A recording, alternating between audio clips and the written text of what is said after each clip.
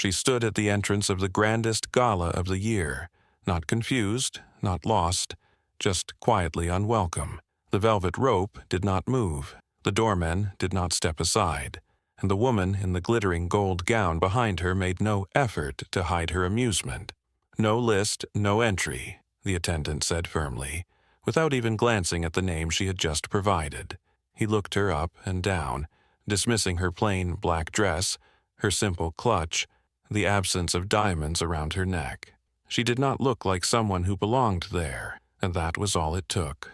Laughter bubbled from the crowd waiting nearby. Someone whispered, "Crashing the party, bold move." Another said, "Maybe she's delivering something." She said nothing.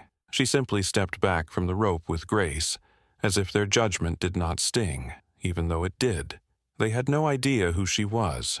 They had no idea she was not just a guest. She was supposed to be the guest of honor. And they certainly had no idea what would happen next, when her husband, a man whose net worth could buy the entire block, would show up, see what happened, and respond with a move so unexpected it would leave the entire room silent. Her name was Liana Rivera, and she was no stranger to being underestimated. At 31, she lived by simple values: humility, kindness, and authenticity, qualities that rarely turned heads in rooms obsessed with wealth and recognition. She preferred handwritten notes to social media likes, conversations over cocktails to influencer spotlights. Her black dress was elegant, classic, and quiet, not because she could not afford more, but because she never needed to impress anyone to feel valuable. That dress had been in her closet for years, untouched since her last university fundraiser. Tonight, she had not expected trouble. She had been personally invited to the Renaissance Hearts Gala, an event raising money for global education. Her husband, Dominic Rivera, was one of the primary benefactors. His company had donated over $10 million to the cause, not for publicity, but because he believed in giving back. Dominic was known in business circles as a quiet tycoon. While others flaunted their wealth, he built schools and libraries in countries whose names never trended online. And he adored Liana, the woman who had met him long before the headlines and the money. He was supposed to join her at the gala after a last-minute call with his international board. "Go ahead without me," he had told her. "You deserve to be celebrated tonight." So she arrived on time, alone. She gave her name at the check-in table, expecting nothing more than a smile and a wristband. But instead she got a frown, and then an awkward silence. "I'm sorry," the woman said, eyes flicking down to Liana's shoes. "I don't see you on the list." Liana gently repeated her name, spelled it, mentioned her husband. But the look had already spread to the security guard, that sideways glance, the silent judgment. And then came the velvet rope, unmoved. The people behind her grew impatient. The murmurs started. And Liana, for the first time in a very long time, felt like she was back in high school again, invisible, ignored, out of place. She could have called Dominic. She could have dropped his name louder. But something inside her said no, let them judge, let them stare. Because they had no idea that the man they were dismissing her for would soon be standing on those very steps. And once he learned what had happened, he would not just change the guest list, he would change everything. "I'm sorry, but we have very strict entry policies," the woman at the check-in desk said, her voice clipped but rehearsed. Liana remained calm. "I was personally invited. My husband, Dominic Rivera, is one of the headline donors." The woman's eyebrows arched ever so slightly, a flicker of doubt, masked behind a tight smile. "I see. Well, unfortunately, we cannot find your name, and we've been instructed not to make any exceptions tonight. It's a very exclusive list." From behind her, someone muttered, "That's awkward," followed by a faint chuckle. Liana felt every eye on her. No one stepped forward to help. No one questioned the situation. They simply assumed. She could see it in their glances, how they scanned her dress, her lack of visible luxury, her poise mistaken for nervousness. One woman, draped in a sparkling red gown, leaned toward her date and said just loud enough, "I guess everyone wants to rub shoulders with the wealthy. even if they don't belong. Liana heard it, and she let it sit. She had walked into rooms like this before, rooms full of polished strangers with sharp smiles and hidden barbs. But this one cut deeper, because this room was supposed to be about generosity, about impact, about purpose. And yet somehow it had turned into a parade of judgment. "Ma'am," the security guard said, stepping forward, "I'm going to have to ask you to step aside so we can continue check-in for the next guests." Liana looked past him into the glowing ballroom beyond. Crystal chandeliers hung from the ceiling. Waiters in white gloves circled guests with glasses of champagne. Inside, her name was probably printed on a table card in gold foil. But outside, she was being treated like a mistake. She stepped aside. She did not argue. She did not beg.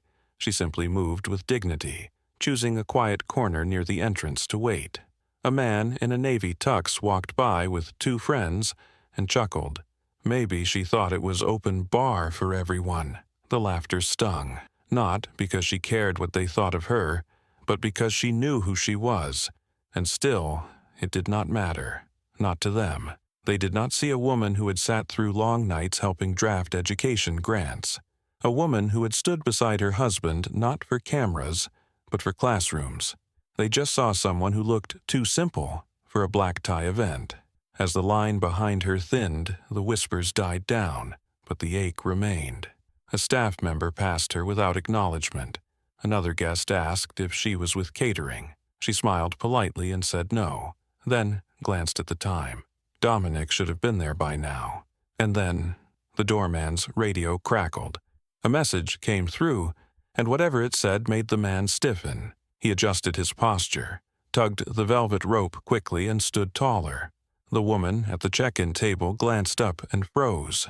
The energy changed instantly, because just outside, a sleek black car had pulled to a stop, and from it stepped a man whose name could open any door in the city, the very man they had just denied her for, Dominic Rivera. He did not need a red carpet. His presence was enough. He walked with purpose, eyes scanning the entrance until they landed on her. And the look on his face, that was the moment the gala stopped feeling grand. Because what the staff had seen as simplicity, he had always known was strength. And what they thought was a forgettable woman was about to become the only person in the room anyone would remember. Dominic Rivera moved with calm precision, the kind of presence that did not shout but silenced others. The doorman stepped forward immediately, suddenly aware of just how wrong things had gone. "Mr. Rivera, welcome." "Where is my wife?" Dominic interrupted, his voice even but unmistakably sharp. The doorman's mouth opened, then closed. He turned slightly, revealing the woman standing off to the side. Alone, quiet, exactly where they had placed her. Dominic's expression changed. His gaze softened as he walked straight to Liana. No hesitation, no pause. She gave him a small, knowing smile. "I guess I was not on the list." He took her hand gently, kissed her cheek, and turned to the staff. "This is Liana Rivera," he said clearly. "My wife, and the woman you refused entry to the event I personally helped fund." Every conversation in the entrance hall stopped. The woman in the red gown froze mid-sip. The man in the navy tux straightened his posture as if trying to disappear. "I apologize, Mr. Rivera," the coordinator stammered, rushing from the check-in table, her clipboard trembling slightly. We had a mix-up with the list." "You did not have a mix-up," he said, cutting her off without raising his voice. "You made a judgment." The woman blinked. I assure you that's not." "It is exactly what happened," he replied. "And it was not just rude, it was humiliating and unprofessional." He looked around the lobby, then at the doorman. "And I assume no one thought to double-check the guest list once she mentioned my name?" No answer, just silence. Dominic turned to Liana. "Would you like to go in?" She hesitated, then looked at the ballroom, full of people who had already dismissed her, full of smiles that had just minutes earlier been smirks. "No," she said softly, "not anymore." He nodded once, then turned to the coordinator. "Then neither will I." The woman's face fell. "Sir, the organizers are expecting you at the stage. You're presenting the donation tonight." "No, I am not," he said calmly. "The people behind this gala chose spectacle over substance. They made that clear the moment they decided that class was more important than character." He reached into his jacket, pulled out his phone, and made a single call. "Mr. Bellamy?" "Yes. Pull the contract, effective immediately. I will host the next event at one of my own properties." "Yes. Send the notice now." He ended the call. The staff stared in stunned silence. "You're canceling the sponsorship?" the coordinator asked, her voice barely above a whisper. "No," Dominic replied. "I'm redirecting it. The funds will still go toward global education, but the celebration will happen somewhere people are valued, not measured." He looked around one last time.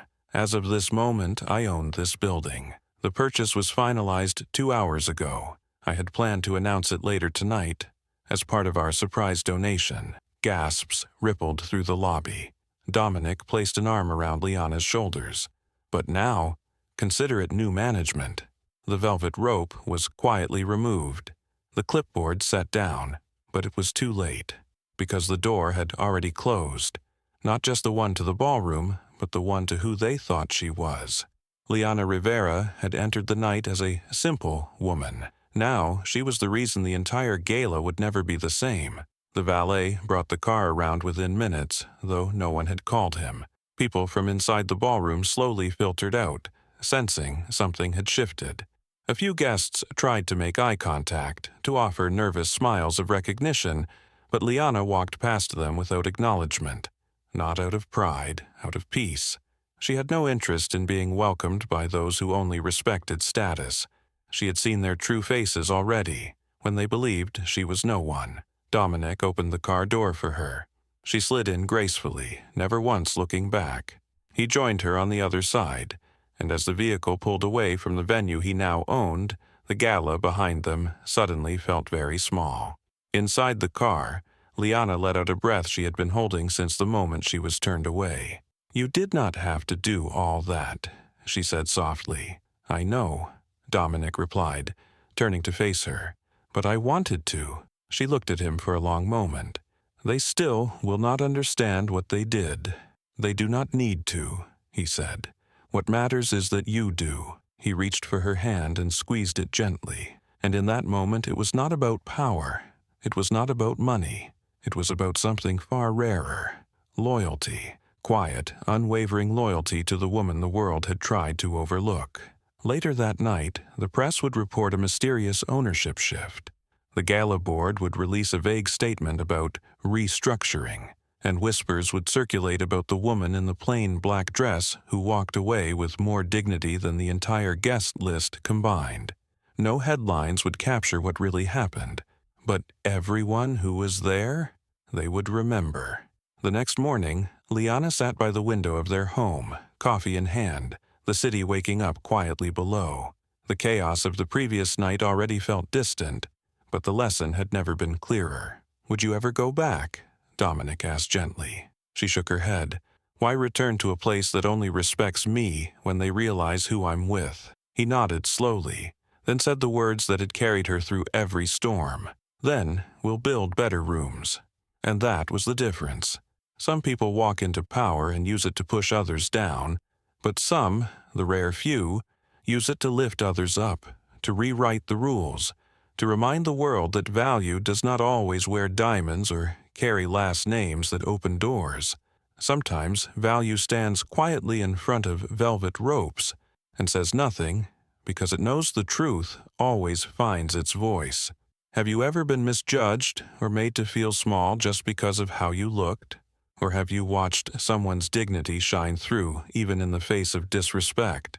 Share your story in the comments.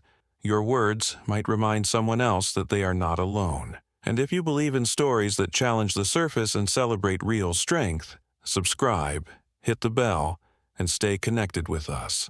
Because around here we do not just tell stories, we rewrite the endings. Until next time.